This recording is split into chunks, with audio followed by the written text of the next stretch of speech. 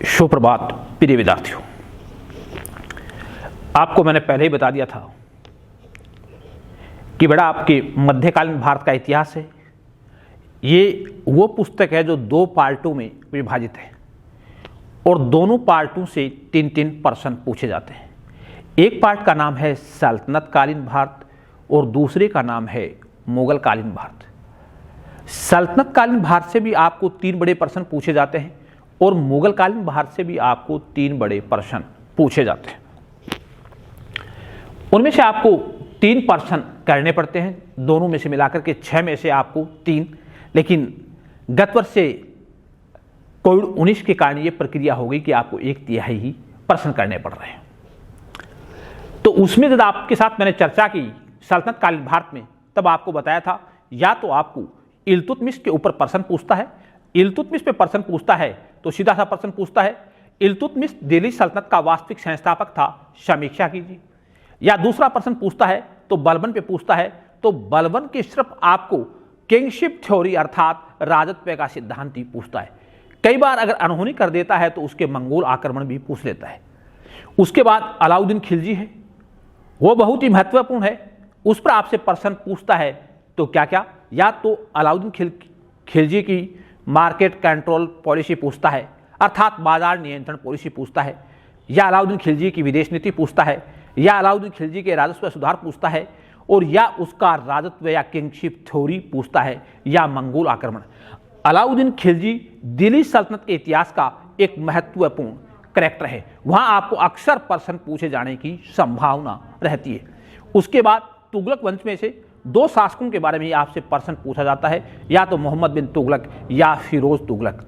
मोहम्मद बिन तुगलक पे पूछा जाता है तो अक्सर उसकी योजनाओं के बारे में प्रश्न किया जाता है, और फिरोज तुगलक पे प्रश्न पूछा जाता है तो आपसे पूछा जाता है फिरोज तुगलक में अच्छाइयों और बुराइयों का मिश्रण था, समीक्षा कीजिए। इसके बाद मुगल काल में आपको बताया था मैंने, बाबर जब पढ़ाया था कि बाबर में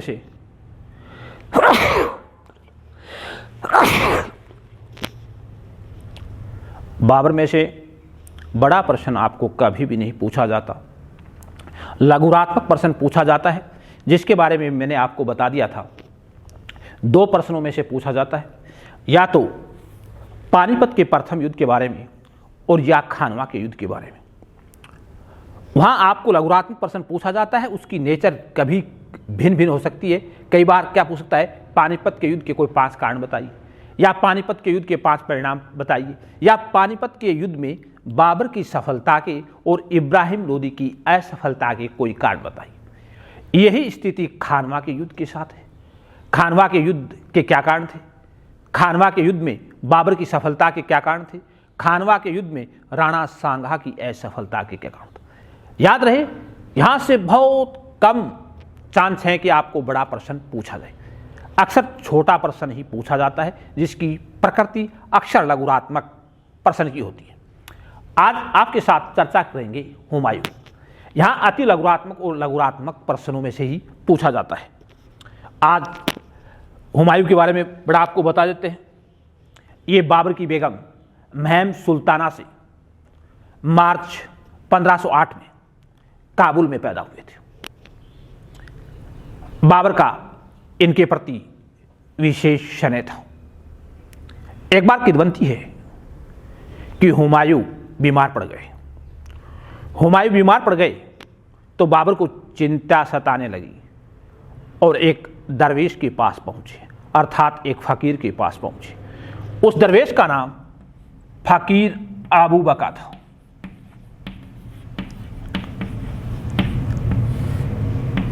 क्या था? आबू बका था। हुमायूं बीमार पड़ गए और उस फकीर के पास गए। बाबर ने उससे जाकर के कहा कि मेरा प्राण मूल्य ले लिया जाए और हुमायूं को बचा लिया जाए।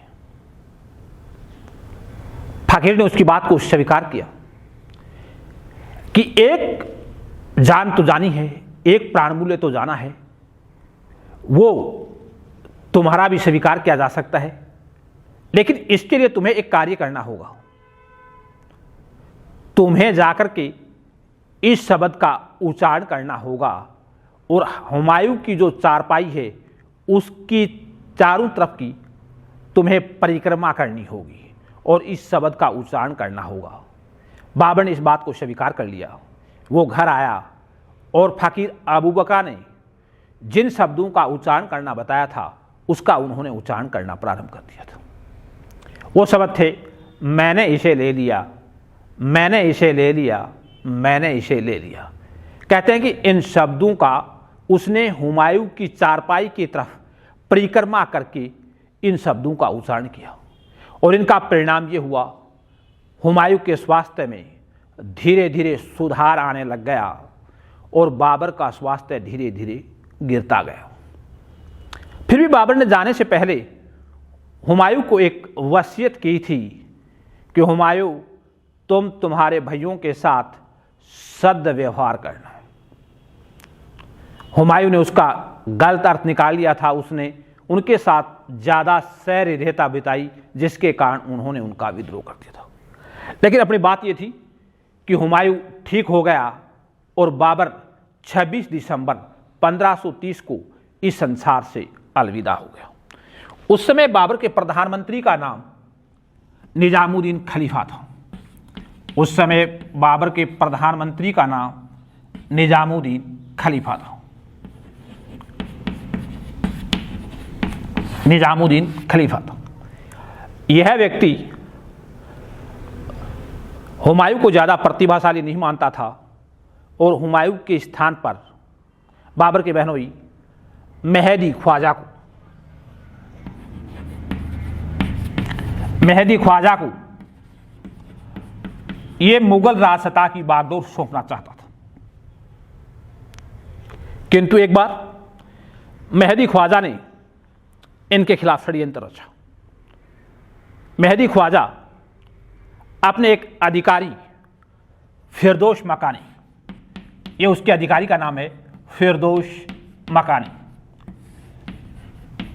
इस अधिकारी के साथ ये वार्तालाप कर रहा था और इससे कह रहा था, मुझे बादशाह बन जाने दो और बादशाह बन जाने के बाद मेरा प्रथम कर्तव्य खलीफे जैसे व्यक्तियों की खाल खिंचवाना होगा। खलीफे ने इस षड्यंत्र को स्वयं सुन लिया। क्या कहा? मेरा बादशाह बन जाने के बाद प्रथम कर्तव्य खलीफे जैसे व्यक्तियों की खाल खिंचवाना होगा। और ये बात जो ही प्रधानमंत्री निजामुद्दीन खलीफा को पता चली तो उन्होंने उसको मुगल राजसत्ता सौंपने का जो इरादा था उसका परित्याग कर दिया और 4 दिन के पश्चात 30 दिसंबर 1530 को आगरा की गद्दी पर हुमायूं को नासिरुद्दीन मोहम्मद के नाम से मुगल बादशाह निर्वाचित कर दिया। लेकिन जिस समय हुमायूं आगरा और दिल्ली की राजसत्ता प्राप्त की थी उस समय उसके लिए यह फूलों की सैया न होकर के कांटों का ताज था। चारों तरफ उसकी समस्याएं ही समस्या थी। ये समस्याएं कौन कौन सी थी? राजपूत और अफगान अपनी खोई हुई प्रतिष्ठा को पुनः प्राप्त करना चाहते थे। अफगानों को बाबर ने दिल्ली की राजसत्ता से पच्युत कर दिया था और राजपूतों को भी पृथक कर दिया था। अब उन्होंने अपनी शक्ति को पुनः संगठित करने का प्रयास किया। परिणाम क्या था? अपने भाइयों की जो बाबर ने वसीयत की थी उसका भी उसने गलत अर्थ निकाल लिया। बाबर ने वसीयत की थी कि हुमायूं, तुम तुम्हारे भाइयों के साथ सद्व्यवहार करना, और हुमायूं ने राजसत्ता संभालते ही अपने राज्य का विभाजन कर लिया जो उसके लिए पीड़ादायक साबित हुआ था। उसका चचेरा भाई था सुलेमान मिर्जा जिसे बदखसा की जागीर दे दी गई थी। अपने लघु भ्राता कामरान को उसने कांधार और काबुल के प्रदेश दे दिए थे। अस्करी को उसने शंबल की जागीर प्रदान कर दी थी और हिंदाल को मेवात का प्रदेश दे दिया था। परिणाम क्या हुआ? राज्य का विभाजन कर लिया और भाइयों की मनोवर्ती और महत्वाकांक्षाएं बढ़ने लगी। अब वो हुमायूं के सहयोगी की अपेक्षा वो उस पद को देखने लगे कि कब हुमायूं को पद से अपदस्थ किया जाए। हुमायूं की सेना का था, वो भी कोई राजकीय स्वरूप नहीं था। उस समय सेना में पृथक पृथक भाग थे। राष्ट्रीय स्वरूप कैसे नहीं था? सेना का कोई भाग अफगानों का था, कोई भाग तुर्कों का था, कोई भाग उज़्बेकों का था, जिसमें पूर्णतः समन्वय नहीं था। राजकोष था वो भी रिक्त हो गया था, इसलिए हुमायूं के सामने एक नहीं अनेक समस्याएं थी।